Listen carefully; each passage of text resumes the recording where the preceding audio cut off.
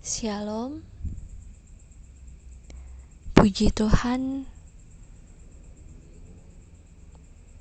Saat ini kita akan memulaikan saat teduh kita. Sebelum kita membaca dan merenungkan akan kebenaran firman Tuhan, mari kita satu-satu di dalam doa. Kami bersyukur Bapa, kami masih ada sampai detik ini, sampai saat ini. Semua hanya karena anugerah-Mu. Dan saat ini Tuhan, kami rindu untuk membaca dan merenungkan akan kebenaran firman-Mu. Kami siap Tuhan, di dalam nama Tuhan Yesus Kristus. Haleluya. Amin. Pembacaan kita saat ini terdapat di dalam kitab Markus. Markus pasal yang ke-10, ayat yang ke-28 hingga ayatnya yang ke-31. Markus pasal yang ke-10, ayat yang ke-28 hingga ayat yang ke-31. Kita baca bersama-sama dengan judul Upah Mengikut Yesus. Berkatalah Petrus kepada Yesus, "Kami ini telah meninggalkan segala sesuatu dan mengikut Engkau." Jawab Yesus, "Aku berkata kepadamu, sesungguhnya setiap orang yang karena Aku dan karena Injil meninggalkan rumahnya, saudaranya laki-laki atau saudaranya perempuan, ibunya atau bapaknya, anak-anaknya atau ladangnya, orang itu sekarang pada masa ini juga akan menerima kembali 100 kali lipat rumah, saudara laki-laki, saudara perempuan, ibu, anak dan ladang, sekalipun disertai berbagai penganiayaan, dan pada zaman yang akan datang, ia akan menerima hidup yang kekal. Tetapi banyak orang yang terdahulu akan menjadi yang terakhir, dan yang terakhir akan menjadi yang terdahulu." Sampai di sana pembacaan firman Tuhan.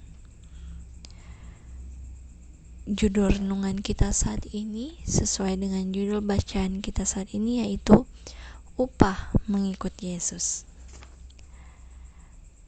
Saudara-saudara yang terkasih di dalam Tuhan kita Yesus Kristus, sesuai dengan judul pembacaan kita saat ini, upah mengikut Yesus.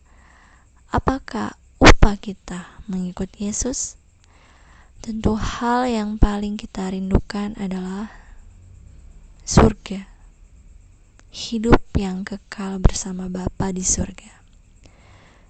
Ketika kita mengikut Yesus, firman Tuhan berkata, kita harus menyangkal diri, memikul salib, dan mengikutnya. Mengikut Tuhan tentulah tidak gampang. Kita harus melawan segala keinginan daging kita, dan pasti akan dihadapkan berbagai banyak masalah, tantangan yang akan kita hadapi. Tetapi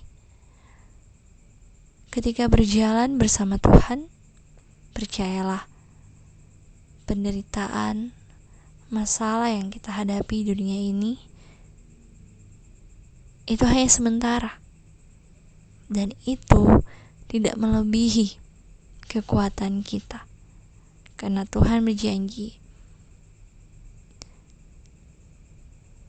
sesuai dengan firman Tuhan, masalah yang kita hadapi itu tidak melebihi kekuatan kita,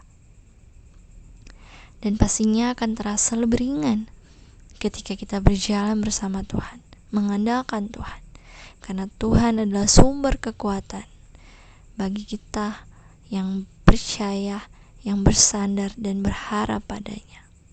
Jadi, janganlah menyerah, janganlah berhenti untuk mengikut Tuhan, karena upahmu besar di sorga. Dan percayalah, Tuhan Yesus Sang Juru Selamat akan selalu memampukan kita untuk menghadapi berbagai musim kehidupan ini.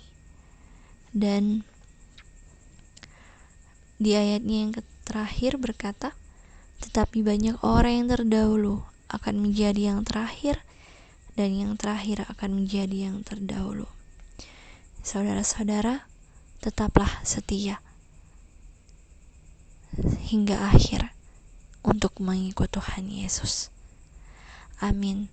Tuhan Yesus memberkati. Kita akan doa tutup. Kami bersyukur Tuhan untuk kebenaran firman-Mu.